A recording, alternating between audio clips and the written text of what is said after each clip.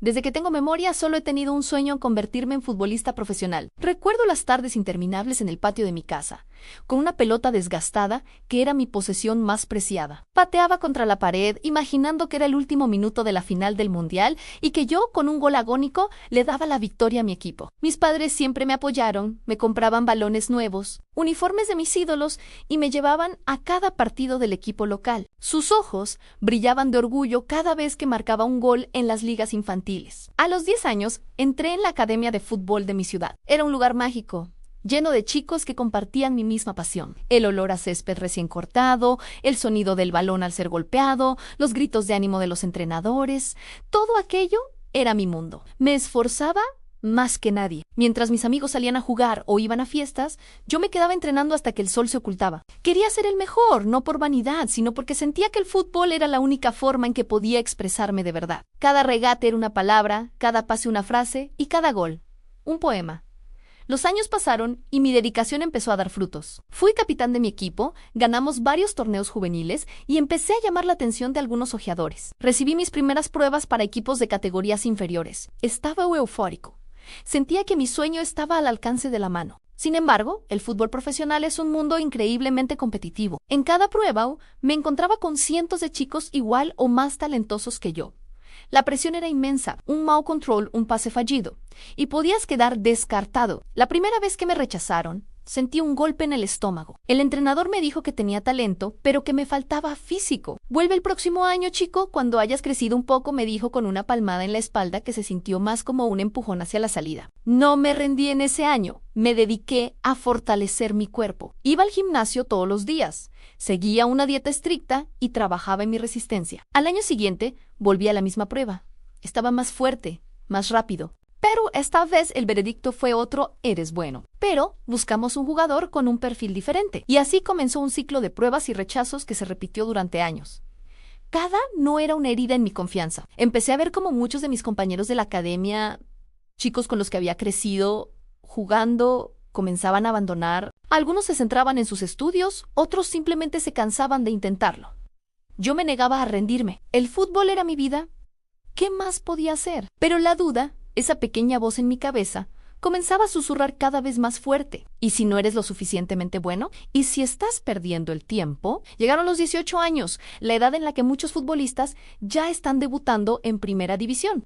Yo, en cambio, seguía jugando en ligas amateur, esperando una oportunidad que no llegaba. Mis padres, aunque nunca dejaron de apoyarme, empezaron a sugerirme sutilmente que pensara en un plan B. Hijo, el fútbol es maravilloso, pero necesitas estudiar, tener una carrera, me decía mi madre con una mezcla de cariño y preocupación. Yo asentía, pero en mi interior me rebelaba. Un plan B significaba aceptar la posibilidad de fallar y yo no estaba dispuesto a eso. A los 20, la frustración se convirtió en una sombra constante. Veía a mis ídolos en la televisión, jugadores de mi edad o incluso más jóvenes, viviendo el sueño que yo anhelaba, la envidia, un sentimiento que nunca antes había experimentado. Comenzó a apoderarse de mí y me volví más irritable, más callado. El campo de fútbol, que siempre había sido mi refugio, a veces se sentía como una prisión. Cada entrenamiento era una lucha contra mis propios demonios, contra la sensación de que mi tiempo se estaba agotando. Recuerdo una tarde especialmente dura.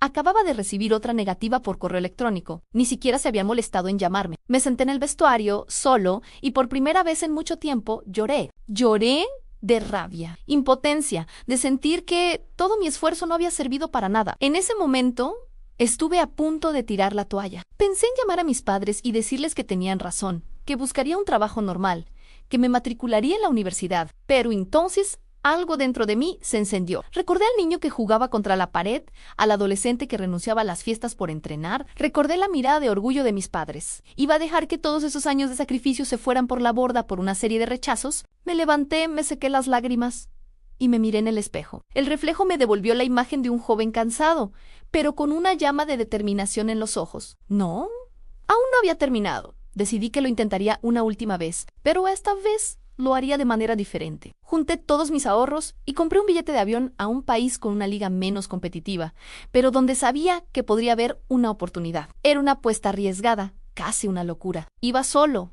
sin contactos, sin ninguna garantía. Mis padres estaban aterrorizados, pero vieron la determinación en mi mirada y, como siempre, me dieron su bendición. Llegué a ese nuevo país sintiéndome completamente fuera de lugar. No hablaba el idioma, no conocía a nadie. Fui G-Clubbing Club pidiendo una oportunidad para entrenar. La mayoría de las puertas se cerraron en mi cara. Me veían como un extranjero más, uno de tantos que llegaban buscando un sueño imposible. Vivía en un pequeño hostal.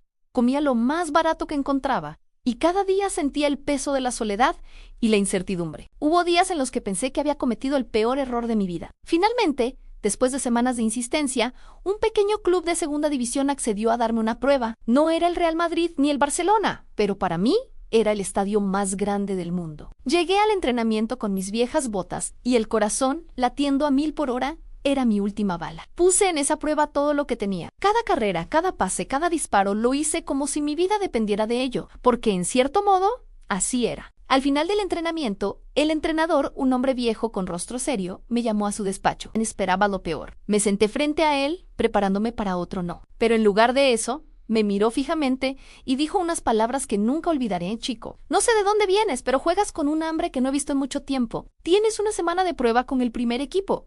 Esa semana fue la más intensa de mi vida. Entrené con una energía renovada, demostrando en cada jugada por qué merecía estar allí. Los jugadores del equipo, al principio distantes, comenzaron a respetarme al ver mi entrega. Al final de la semana, el entrenador me llamó de nuevo. Hemos decidido hacerte un contrato, dijo. No es mucho dinero, pero es un comienzo. No pude contener la emoción. Salí de su despacho y lo primero que hice fue llamar a mis padres. Cuando les di la noticia, solo pude oír sus sollozos de alegría al otro lado de la línea.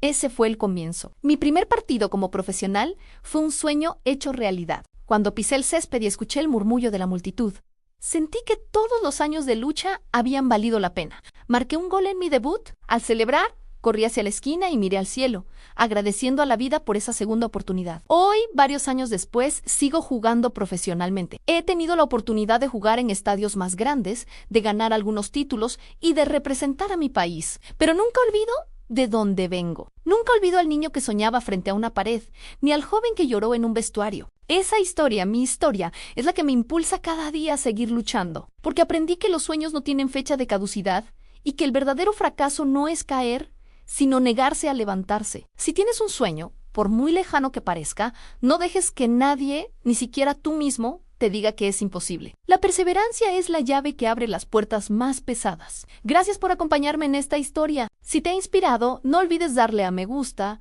suscribirte al canal y compartirlo con alguien que necesite un empujón para seguir persiguiendo sus sueños. Nos vemos en el próximo video.